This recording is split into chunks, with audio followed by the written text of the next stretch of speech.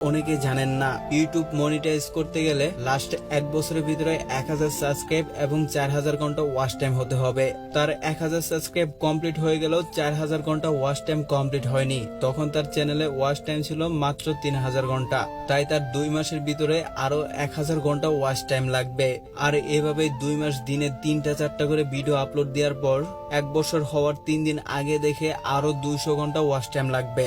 আর তখন তার ভিডিওতে ভিউ আসতো 100-150 করে, যেখান থেকে ওয়াচ টাইম আসতো মাত্র 10-12 ঘন্টা করে। তাহলে কিভাবে 3 দিনের ভিতরে 200 ঘন্টা ওয়াচ টাইম কমপ্লিট করবে? আর সেটার কোনো উপায় না পেয়ে দীর্ঘ 3 দিন না ঘুমিয়ে না খেয়ে শুধু টানার পর ভিডিও বানিয়ে যায়। একদিন এমনও সময় গেছিল 13-14টা করে ভিডিও আপলোড করছে।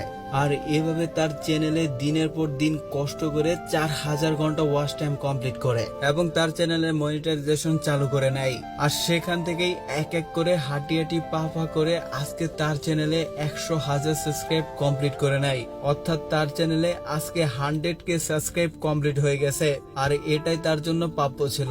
এত কষ্টের ফল এমনই হওয়া উচিত। তো সবাই এক্সটি আলাদিন ভাইয়ের জন্য দোয়া করবে।